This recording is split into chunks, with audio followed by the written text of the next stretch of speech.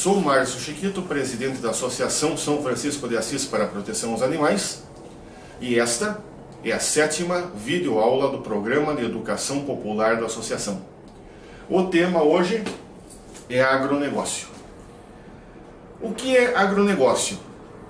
É uma palavra que engloba todas as atividades de fundo rural existentes no país. Agronegócio não é santo nem demônio. São, na verdade, atividades legítimas, legais e necessárias. Entretanto, existem certas realidades que nós temos que observar aqui. Em primeiro lugar, na atualidade, o agronegócio brasileiro é de exportação.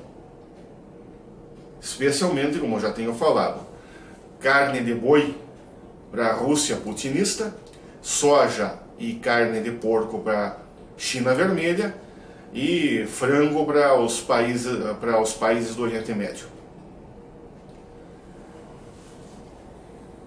Entretanto, muito se fala que o agronegócio responde por 20% das rendas nacionais. Isso é verdade.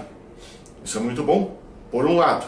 Muito ruim, por outro, como vamos explicar daqui a pouco. E também se diz que o agronegócio brasileiro é pujante. Estamos em super safra. A realidade não é bem essa. Super safra é um termo que os governos vêm usando desde 20 e poucos anos atrás.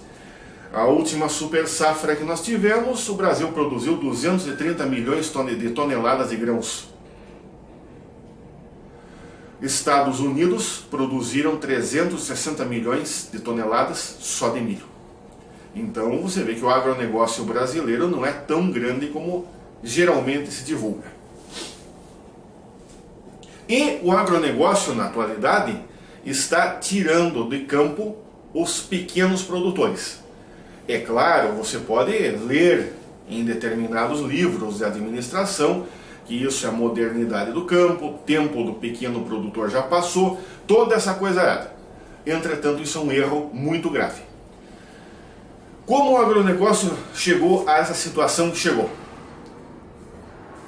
Até os anos 60, um pequeno agricultor com alguma instrução e bom senso tinha uma boa base econômica para viver.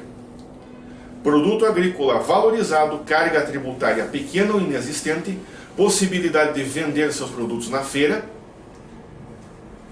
e, sobretudo, muitos agricultores plantavam trigo num canto dos seus terrenos. Esse trigo era colhido, levado a pequenos moinhos que funcionavam por toda parte na época e transformado em farinha de trigo de duas qualidades, ou seja, o agricultor garantia pão para o ano inteiro, e farelo de trigo para os animais. Aí, em 1964, entrou a ditadura militar. A ditadura militar dizia que o Brasil era um país primitivo, rural e com economia de subsistência. Eles queriam transformar num país, a seu ver, moderno, industrial e com a agricultura para exportação. A primeira medida foi tomada pelo Castelo Branco, 1967, com o Decreto 210, fechou os moinhos coloniais. Fechou os moinhos que moessem abaixo de uma determinada tonelagem. E teve casos que as máquinas foram confiscadas e entregues a moinhos maiores. E depois o trigo foi declarado material de segurança nacional. Resultado disso aí, o agricultor não tinha mais onde moer o seu trigo. Como o governo gerenciava todo o comércio de trigo, o moageiro que moesse trigo por conta própria podia ser preso. Teve casos de agricultores que jogaram a produção de trigo, a sua produção de trigo, jogaram fora. E daí se mudaram para cidades para viver trabalhando em fábricas, colocar os filhos trabalhando em fábricas, ou viver de subempregos. Isso foi uma grande corrente do êxodo rural. Aliás, hoje é politicamente incorreto falar de êxodo rural. Então, isso foi em 1967. Em 79, os agricultores caíram vítimas de um conto do governo, plante que o João garante. O governo afirmou que ia comprar as colheitas, principalmente de trigo, por um determinado preço, não cumpriu a promessa. Mais agricultores quebraram, mais agricultores se mudaram para a cidade. No final dos anos 80, começo dos 90, plano cruzado, confisco de Collor. E no final dos anos 90, golpe final nos pequenos moinhos, quando Fernando Henrique exigiu que se registrassem e pagassem taxas ao Ministério da Saúde. E embalassem a farinha sem contato manual. Tornou os moinhos inviáveis e isso resultou em mais agricultores indo para a cidade. Mais êxodo rural. Êxodo rural significa mais animais sendo abandonados. Na atualidade, o pequeno produtor está cada vez mais pressionado a vender sua terra. Por quê? Ele não consegue mais arcar com a carga tributária excessiva, dificuldade de escoamento de produção, exigências absurdas, burocráticas feitas pelo governo. Inclusive, na atualidade, o terreno do agricultor não é mais exatamente dele, é uma empresa rural, então a fiscalização pode entrar a hora que quiser.